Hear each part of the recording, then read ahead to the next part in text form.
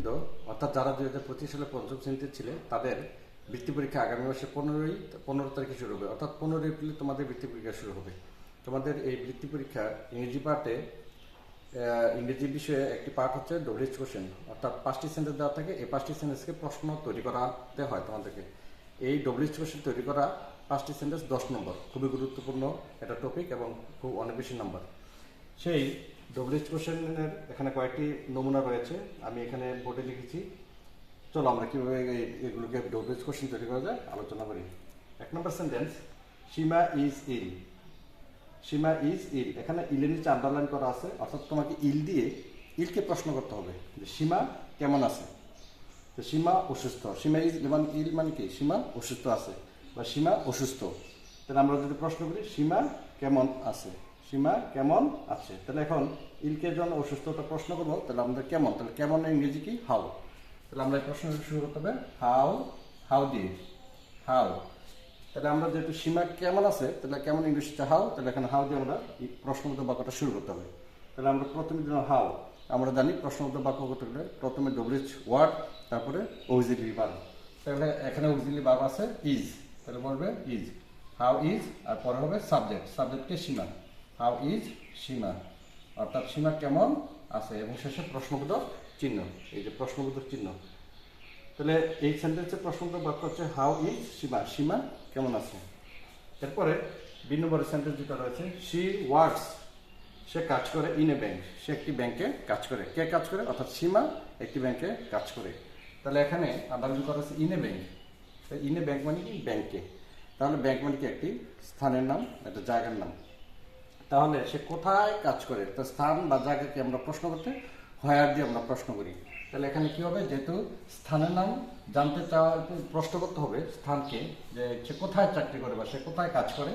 তাহলে এখানে in a bank, একটি ব্যাংকে, তাহলে ব্যাংক একটা স্থানের নাম বা জায়গার নাম।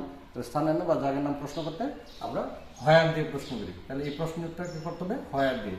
তাহলে লিখি হোয়ার। এরপরে এখানে খেয়াল করো, ভার্বের সাথে এখানে এস রয়েছে। আমরা জানি ডব্লিউএইচ কোশ্চেন তৈরি করতে গেলে ডব্লিউএইচ ওয়ার্ডের পরে অক্সিলারি ভার্ব দিতে হয়। তাহলে অক্সিলারি ভার্ব যদি দিতে হয়, এখানে কোন অক্সিলারি ভার্ব দিব, এখানে মূল ভার্বের সাথে যেহেতু এস আছে, আমরা জানি মূল ভার্বের সাথে এস বা ইএস থাকলে তাকে প্রশ্ন করতে গেলে ডাজ দিতে হয়। তাহলে হোয়ার, এখানে কি হবে ডাজ, হোয়ার ডাজ, এরপর হবে সাবজেক্ট, সাবজেক্টকে শি, হোয়ার ডাজ শি, এরপরে মূল ভার্ব, মূল ভার্বকে ওয়ার্ক, ওয়ার্ক তো কাজ করা। যখন তুমি ওয়ার্ক দিবা, এখানে ওয়ার্কের সাথে অ্যাস দেওয়া যাবে না, কারণ অলরেডি তুমি ডাজ দিয়েছো। ডাজ দেওয়ার কারণে ডাজের সাথে অ্যাস আছে, তাহলে ডাজ দিলে মূল ভার্বের সাথে অ্যাস বা ইয়েস সেটা উঠে যায়। এর জন্য আমরা হোয়ার ডাজ শি ওয়ার্ক, ওয়ার্কের অ্যাস থাকবে না। এরপরে 3 নম্বরের সেন্টেন্স, মারিয়া গেটস আপ আর্লি। মারিয়া খুব তাড়াতাড়ি সব ঘুম থেকে ওঠে। তাহলে এটা খুব সিম্পল, যেহেতু ব্যক্তির নাম জানতে চাওয়া হয়েছে, ব্যক্তির নামকে প্রশ্ন করতে হবে। মারিয়ার নিচে আন্ডারলাইন করা আছে মারিয়া, মারিয়া গেটস আপ আর্লি, মারিয়া কখন ঘুম থেকে ওঠে। মারিয়া কখন ঘুম থেকে ওঠে, মারিয়া ব্যক্তির নামকে প্রশ্ন করতে গেলে আমরা জানি হু দ্বারা ব্যক্তির নামকে প্রশ্ন করতে হয়। তাহলে হু গেটস আপ, তাহলে এখানে হবে হু, শুধু মারিয়ার পরিবর্তে হু বলবে, বাকি সব অপরিবর্তিত। হু গেটস আপ আর্লি, হু দ্বারা প্রশ্ন করলে সহজ, শুধু ব্যক্তির নামের জায়গায় হু বসিয়ে দিলেও, ব্যক্তির নামের পরিবর্তে হু বসিয়ে দিলে সেটা প্রশ্নবোধক বাক্য হয়ে যায়। হু গেটস আপ আর্লি, কে ঘুম থেকে তাড়াতাড়ি ওঠে। 2 নম্বর, we eat to live. We eat আমরা খাই, উই ইট টু লিভ আমরা বেঁচে থাকার জন্য খাই। উই ইট আমরা খাই, টু লিভ বেঁচে থাকতে, আমরা বেঁচে থাকতে বা বেঁচে থাকার জন্য খাই। তাহলে আমরা এটাতে কীভাবে প্রশ্ন করবো, টু লিভের নিচে যেহেতু প্রশ্ন করা আছে, তাহলে আমরা এটা একটা কারণ, আমরা খাওয়ার কারণটা কি, বেঁচে থাকার জন্য। তাহলে কারণ জিজ্ঞেস করতে আমরা হোয়াই দ্বারা প্রশ্ন করি। আমরা কেন খাই, আমরা খাই টু লিভ বাঁচতে, আমরা খাই কেন, বা আমরা কেন খাই। তাহলে কেন দিয়ে প্রশ্ন করতে হবে, যেহেতু আমরা খাওয়ার একটা কারণটা হচ্ছে আমরা বেঁচে থাকার জন্য খাই। তো কারণ বুঝলে হোয়াই দ্বারা প্রশ্ন করতে হয়। তাহলে আমরা যদি বলি হোয়াই, হোয়াই। এখন এখানে মূল ভার্ব হচ্ছে ইট, মূল ভার্বের সাথে অ্যাস বাই এস নাই, মূল ভার্বের সাথে অ্যাস বাই এস না থাকলে ডু দিয়ে প্রশ্ন করতে হয়। হোয়াই ডু, এরপর হবে সাবজেক্ট উই, এরপর হচ্ছে মূল verb it, why do we eat. উপরের সেন্টেন্সে ছিল গেটস, গেটস থাকার কারণে সরি ডাজ, ওয়ার্ডস থাকার কারণে আমরা ডাজ ব্যবহার করেছিলাম, বারোর সাথে অ্যাজ বা ইজ না, বারোর সাথে অ্যাজ বা ইজ না তাহলে ডু ব্যবহার করবো। হোয়াই ডু উই ইট, আমরা কেন খাই। এরপরে লাস্ট ওয়ান আরেকটি সেন্টেন্স রয়েছে, সেটা আমি উপরে মুছে লিখি, আশা করি এগুলো বুঝতে পেরেছ।